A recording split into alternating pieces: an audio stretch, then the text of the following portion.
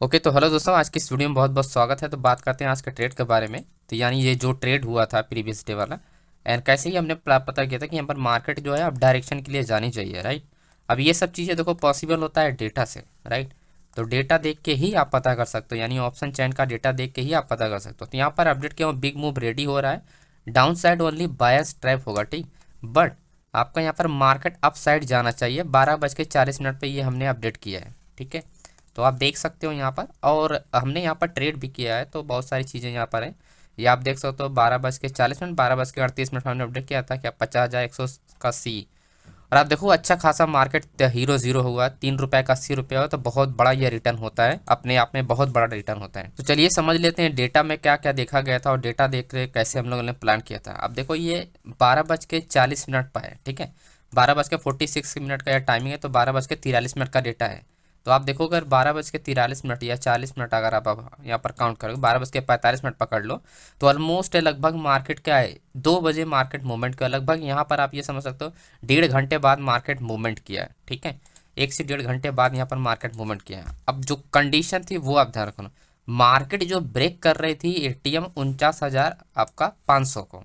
तो यहाँ पर आप देखो जो स्ट्राइक प्राइस है, क्योंकि यही मेन पॉइंट है, जो स्ट्राइक प्राइस है यही आप देखो ये 49,500। तो 49,500 पे ये क्या है, ये अपना सपोर्ट लेवल है, ठीक है।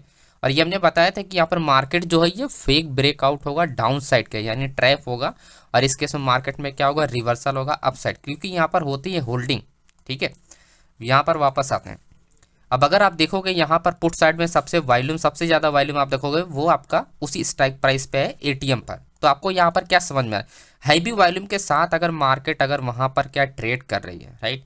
हैवी वॉल्यूम के साथ मार्केट अगर ट्रेड करे तो कहीं ना कहीं बड़े प्लेयर यहाँ पर एंट्री ले रहे हैं 49,500 पे। और कॉल साइड में देखो सिर्फ 1,06,00,000 है, और वहाँ पर आप देखोगे पुट साइड में 1,00,00,000 आपका 25 लाख है। तो आप समझ रहे हो, पूरे ऑप्शन चैन में सबसे ज़्यादा जो आपका वॉल्यूम है वो आपका कहाँ पर है, आपका है 49,500 पे।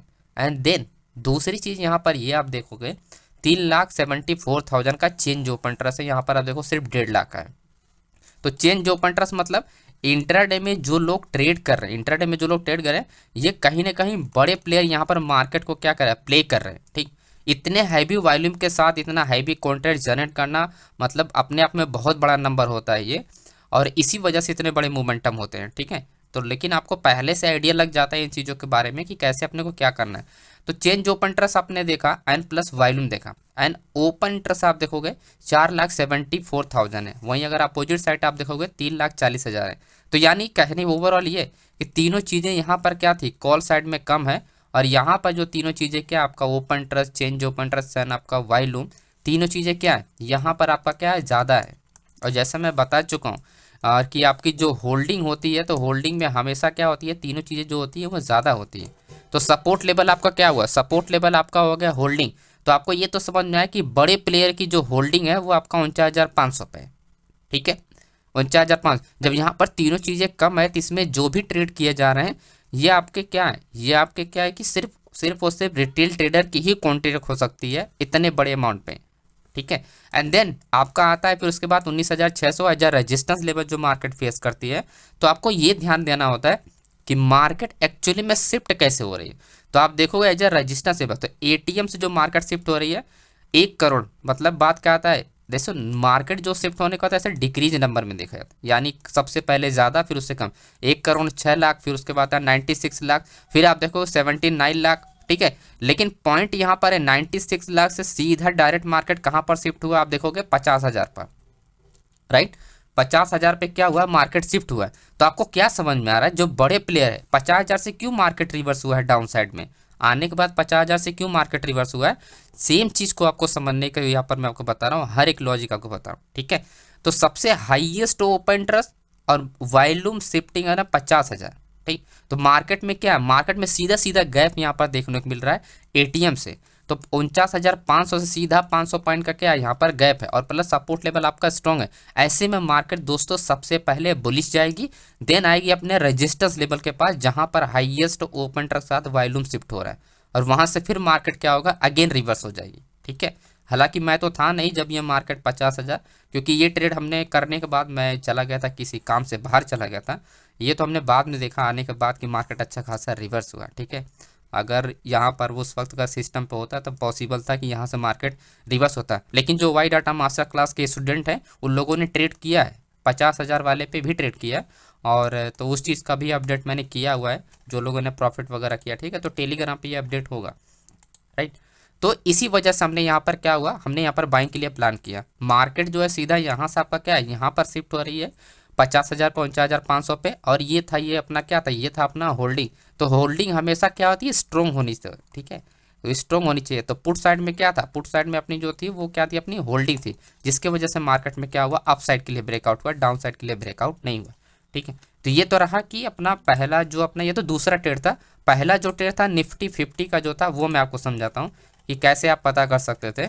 अब देखो मॉर्निंग में 9:20 के बाद आप डेटा मिल जाता है, तो आपकी जो स्ट्रेटजी अगर सही है, पावरफुल है, तो आप इंटर हो सकते हो कंफर्मेशन के साथ। तो हमने डायरेक्टली यहाँ पर इतने इंटर हुए थे, तो ये आप देख सकते हो 9:29 का डेटा यहाँ पर आप देख सकते हो, 9:31 है, 9:29 में मैंने अपडेट किया हूँ कि मार्केट जो ये निफ्टी का ही है, आप देख सकते हो निफ्टी का है कि मार्केट क्या हो जा रहा है, अब यहाँ से रिवर्स होगा। क्यों? क्योंकि इसके नीचे ही अपना 22,650 है, ये क्या स्ट्राइक प्राइस है, और 22,700, ठीक है, 22,700 क्या अपना स्ट्राइक प्राइस है।